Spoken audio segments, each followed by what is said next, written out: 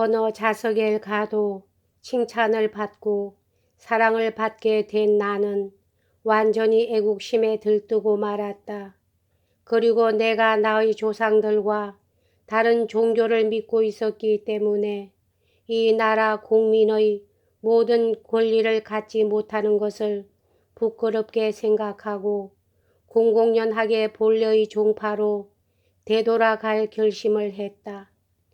나는 이렇게 생각하고 있었다.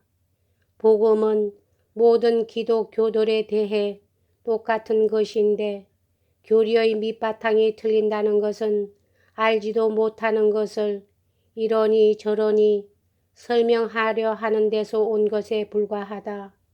종파도 이 이해하기 어려운 교리도 그것을 정하는 것은 어느 나라든 오직 한 사람, 그 나라 주권자가 하는 것이다. 따라서 법률에 의해 규정된 종파에 따라 그 교리를 시인하는 것은 국민된 사람의 의무라고.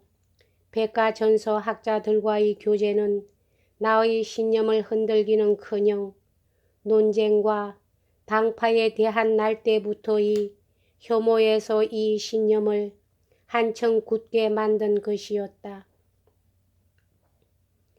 인간과 우주에 대한 연구는 종국적인 원인과 그 원인을 유도하는 예지를 도처에서 내게 보여주었다. 나는 성서, 특히 복음서를 몇 해 전서부터 열심히 읽고 난 후 그것을 별로 이해하지 못하는 사람들이 예수 그리스도에 대해서 저속하고 어리석은 해석을 내리는 것을 경멸하게 되었다.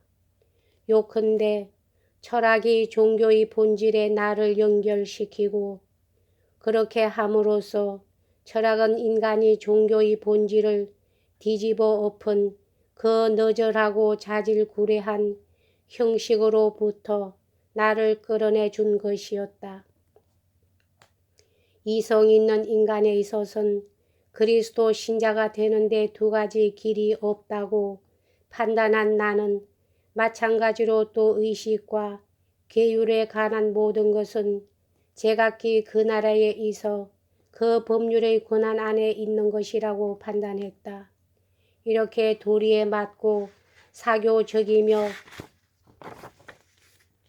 평화적인데도 불구하고 그처럼 잔혹한 박해를 내게 가져다 준 이 원리로부터 나온 결론은 국민이 될 바엔 차라리 신교도가 되어 내 조국이 정한 종파로 돌아가지 않으면 안 된다는 것이었다. 나는 그렇게 하기로 결심하고 자진해서 내가 살고 있는 교구의 목사의 설교를 들었다. 다만 장로회만은 나가지 않아도 괜찮았으면 했다. 그러나 교회의 법규에는 거기에도 출석하도록 되어 있었다.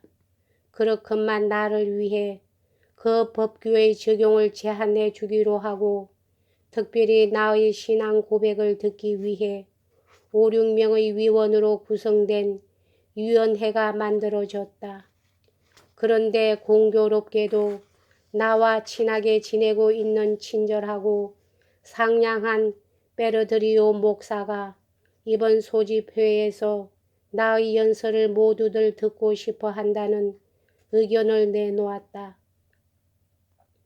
이런 기대에 나는 몹시 떨려서 미리 준비해 두었던 짧은 연설을 3주 동안 밤낮 없이 연습했으며 막상 그것을 말할 단계가 되었을 때는 단 한마디도 할 수 없을 정도로 흥분해 버려서 결국 나는 이 강연에서 마치 못난 어린 학생 같은 역할을 하게 됐다. 위원들이 내게 말을 걸면 그저 그렇습니다와 아니요 라고 바보처럼 대답할 뿐이었다. 뒤이어 나는 성찬식에 나가게 됐고 국민권도 얻게 됐다. 나는 국민과 시민들만으로 조직된 국방대원의 명부에 기재되어 시행정집행위원 미사르로부터 서사를 받기 위해 의회의 임시총회에 출석했다. 이때 의장과 장로회가 내게 베푼 호의, 또 관리와 목사와 국민 등 모든 사람들의 친절하고 간곡한 대우에 대해 나는 몹시 감동을 받았다. 그래서 언제나 나와 떨어지지 않는 더 리커라는 친절한 사나이의 끊임없는 권유와 또 내 자신에게도 그런 경향이 있었으므로 파리에는 다시 돌아갈 생각을 하지 않았다. 만약 파리에 간다면 집안 일을 청산하거나 자질구레한 잡무를 처리하러 갈 뿐이었다. 그리고 르바쉐르 부인과 그 남편과도 처우라든가 생계를 마련해 두게 되면 곧 테레즈와 함께 저네브에 되돌아와 이곳에 정착해서 여생을 마칠 생각을 하게 되었다. 이런 결심이 서자 중요한 일을 일시 중지하고 출발하기 전까지 친구들과 놀면서 지냈다. 그렇게 노는 가운데 가장 재미있었던 것은 아버지인 러리커, 그 며느리 두 아들, 그리고 테레즈와 같이 작은 배로 호수 위를 돌아다닌 것이었다. 다시 없는 좋은 날씨에 일주일 내내 뱃놀이를 즐겼다. 호수 건너편 언덕의 감명 깊던 그 경치는 깊은 인상으로 내 기억에 남았다. 그래서 몇 해 후 나는 신에로이저 속에 그것을 묘사했다.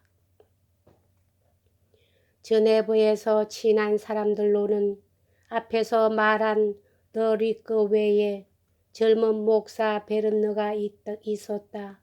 나는 그를 파리에서부터 알고 있었다. 후에는 보잘것없이 되었지만 처음에는 장래성이 있는 사람으로 보였다. 그리고 베르드리오시, 이 사람은 당시 시골 목사였는데 현재는 문학 교수이다. 뒤에는 점잔을 부리며 나를 피하는 것이 보였지만 참으로 조용하고 차분했던 교제 분위기는 내게 있어서는 언제까지나 정답게 생각된다. 잘라베르 씨는 당시 물리학 교수로 뒤에는 국회의원과 행정집행위원이 되었다. 나는 이 사람에게 불평등론을 읽어주었는데 그는 몹시 탐복하는 듯 했다. 리랭 교수와는 죽을 때까지 편지 내왕이 있었다. 또 도서관의 서적 구입을 내게 부탁한 일도 있었다. 베르네 교수에게는 호감과 신뢰를 보냈었는데 이내 일반 사람들과 마찬가지로 나를 배신하고 말았다. 신학자라도 무엇인가 마음의 감동을 받을 수 있는 것이라면 그도 내 신뢰와 경의에는 약간 감동을 받았을 텐데 샤피는 고뽀꾸르의 비서였고 그 후계자였는데 고뽀꾸르를 밀어내려 다가 이었고 자신이 쫓겨나고 말았다. 마르세드 메지에르는 나의 아버지의 옛 친구로서 내게도 각별히 친절히 대해주었다. 일찍이 조국을 위해 훌륭한 활동을 했고 극작가이기도 해서나 저네브 의회의 200인 의회의 후보자가 되어 변절하였기 때문에 죽기 전부터 남의 조롱거리가 되었다. 그러나 많은 사람들 가운데 내가 보다 기대를 걸었던 사람은 물두였다. 재능과 타는 듯한 기지로 가장 유망한 청년이었는데 그 뒤 계속 나는 그를 귀여워하고 있었다. 비록 내게 대한 그의 행동에 가끔 의심스런 점이 있었고 현재도 나의 가장 가혹한 적들과 사귀고 있기는 하지만 그래도 언젠가 내 죽은 뒤의 변호인이 되어 옛 친구의 복수를 해줄 운명을 가지게 될 것으로 생각하지 않을 수 없었다. 그런 놀이를 하고 있는 동안에도 고독한 산책의 흥미와 습관만은 잃지 않아서 가끔 호반을 따라 꽤 멀리까지 나가곤 했다. 이런 동안에도 일하는 습관에 젖은 내 머리는 멍하게 있지 않았다. 이미 구상해 놓은 정치 제도론도 정리해 보았다. 이것에 대해선 뒤에 언급하겠다. 또 발레주의 역사와 언어 산문, 비극의 줄거리도 생각했다. 이 극은 대체로 루크레시아를 주제로 한 것으로 프랑스의 어느 극장에서도 상연시켜 주지 않았을 때도 나는 과감하게 이 불행한 여자를 다시 무대에 나타내기는 했지만 반대파 사람들을 깜짝 놀라게 하고 싶은 희망은 내게서 떠나지 않았다. 같은 무렵 또 타키투스에도 손을 대고 있어서 그의 역사의 제1권을 번역했다. 이것은 내 초고 속에 있을 것이다. 여기까지 하겠습니다.